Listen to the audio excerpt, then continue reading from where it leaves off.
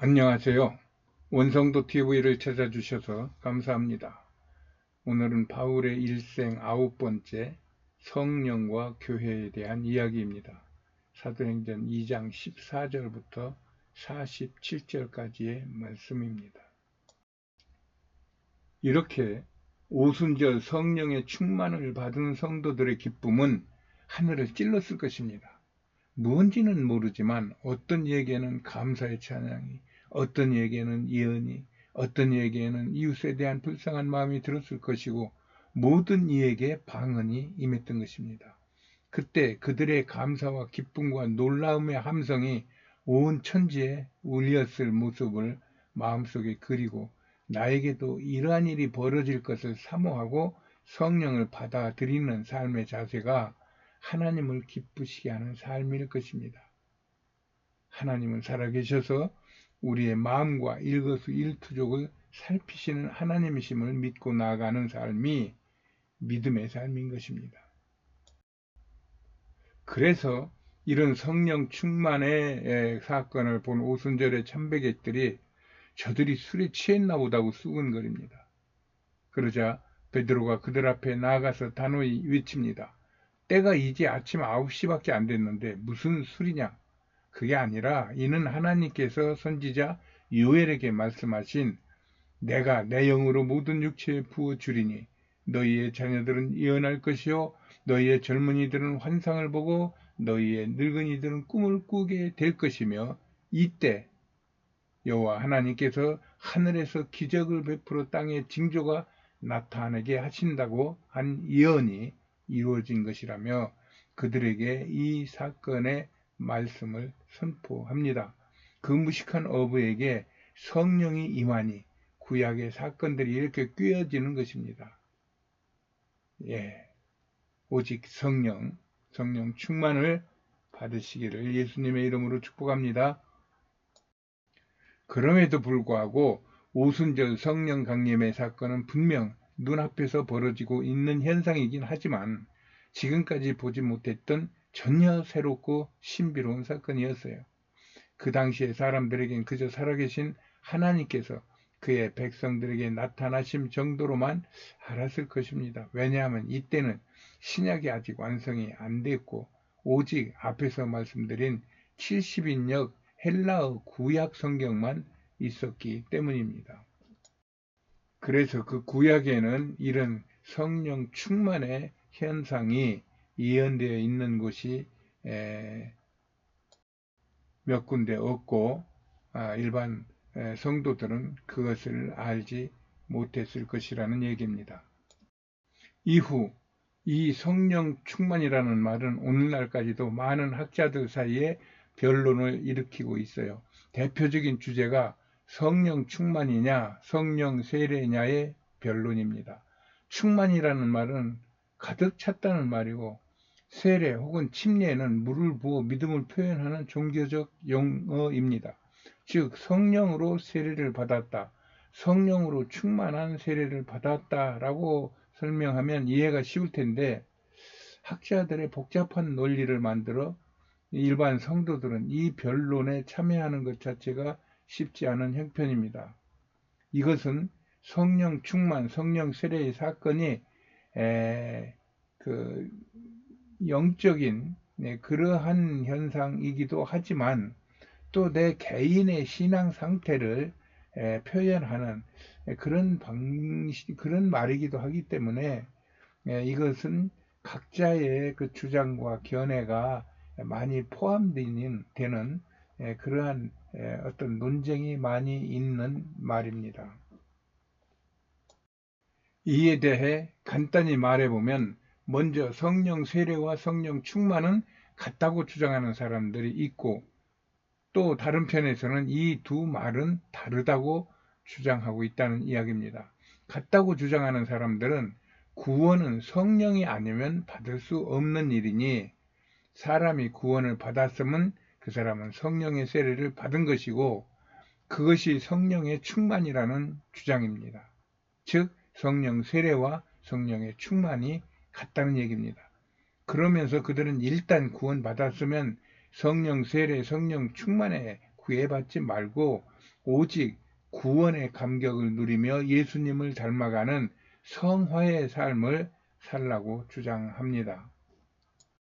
반면에 성령 충만과 성령 세례를 나누어 생각하는 그런 사람들은 사람이 성령으로 구원받은 것은 맞으나 그들이 열심히 기도할 때 그들이 전에 느끼지 못하던 새로운 성령의 큰 감동을 느끼며 방언을 했다는 것입니다. 순복음교회에서는 이 견해를 받아들입니다. 이것을 감리교단을 창설한 웨슬리라는 신앙의 선배는 제2의 축복이라고 불렀어요. 나는 순복음교단 목사로서 이곳에선 오순절 성령 강림과 같은 영적 사건을 구원 이후에 새로운 성령 체험으로 제2의 축복이라고 부를 것입니다. 그것이 말하는 사람에게도 듣는 사람에게도 가장 안정적이고 효과적인 개념으로 보이기 때문입니다. 그러나 이 두 가지 주장은 모두 하나님의 구원의 직접적인 그러한 지경을 말하는 것은 아니에요. 구원 이후에 성도가 어떻게 사는 것이 마땅하냐 하는 쪽의 이야기입니다. 그러므로 어느 주장을 받아들여도 구원에는 문제가 되지 않습니다. 그런 중에 나는 늘 그리스도인이란 증인으로서의 주의 사명을 감당해야 할 사명자요, 또 뒤에 믿은 자를 가르쳐야 할 지도자의 위상을 가지고 있다고 생각하는 그런 생각을 품고 삽니다. 이런 위상과 사명을 위해 우리는 꾸준히 성령을 사모하여 성령의 세례, 즉 제2의 축복을 받아서 힘있게 예수 복음을 증거하고 이 땅에서 하나님과 친밀하게 사는 그런 행복된 삶을 우리는 바라고 있는 것입니다. 그러나 여기서 그리스도인이 구원만 말하는 것은 그리스도인의 충실한 삶에 부족함이 있을 것입니다. 예수를 믿어 좀 더 힘있고 좀 더 이웃에게 예수를 믿는 것을 자랑하고 좀 더 하나님의 축복을 받아 누리기를 원하는 것이 맞을 것입니다. 그리하여 그리스도인은 오순절 성령의 충만한 강림이 내게 임하여 나도 저들과 같이 성령 충만으로 예수 복음을 증거하고 또 하나님의 축복을 받아 누리는 그런 삶을 소망하며 기대하며 기도하고 전도하며 나아가는 삶이 맞을 것입니다.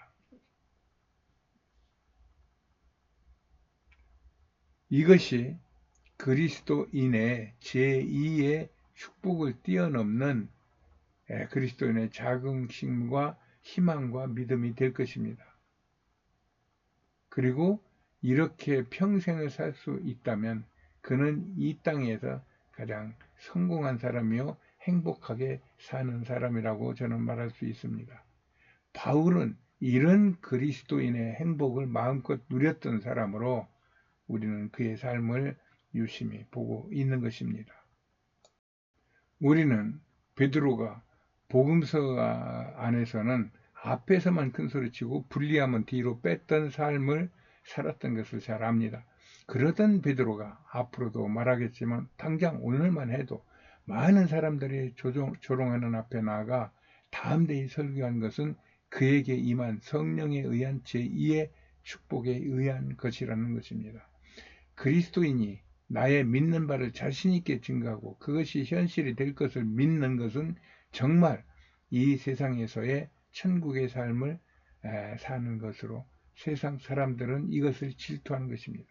그러므로 그리스도인들은 교회에 모여 늘 성령님 인정하고 환영하고 모셔드리겠다는 마음으로 성령을 찾고 기도하여 성령의 충만한 복, 제2의 축복을 누리시며 살기를 예수님의 이름으로 축복합니다.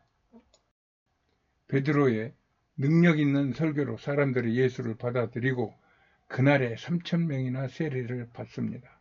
그 성도들이 사도행전 2장 41절부터 47절에 모여 교회를 세웁니다.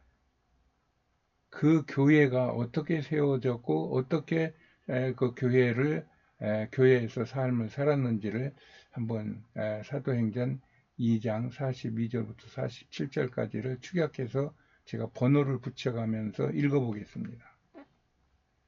1. 성도들이 2. 사도의 3. 가르침을 받아 4. 교제하고 떡을 떼며 5. 기도하기를 힘쓰며 6. 서로 물건을 통용합니다. 이때 사도들로 말미암아 7. 기사와 표적이 많이 나타나고 8. 물건을 서로 나누어 교제하며 9.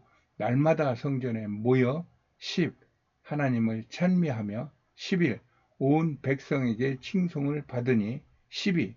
주께서 구원받는 사람을 날마다 더하게 하신다라는 말씀입니다. 이 12가지 말씀과 함께 초대교회가 세워졌고 이후 이 12가지 요소는 가감할 필요가 없는 교회 설립과 부흥의 원형이 되어 오늘날까지 이어지고 있는 것입니다.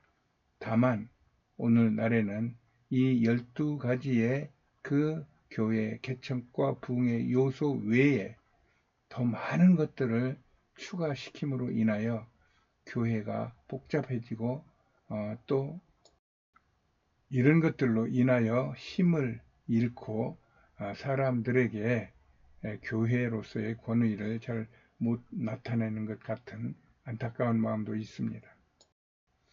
나는 이 초대교회의 모습을 많이 닮은 교회가 여의도 순복음교회라고 생각합니다. 6.25 이후의 암울한 시대에 죽음의 위험에서 예수로부터 구원을 받고 성령의 충만을 받은 조윤기 목사에 의해 수많은 기적과 교회 부흥을 이룬 것이 초대교회의 모습과 같아 보이기 때문입니다. 이런 초대교회의 삶을 배워 산다면 하나님은 반드시 그에게 성령을 부어사 축복하시고 사용하시어 교회를 부흥시키고 가정의 부흥과 화목이 이루어지는 이 땅에서의 복이 있는 삶을 살게 될 것입니다.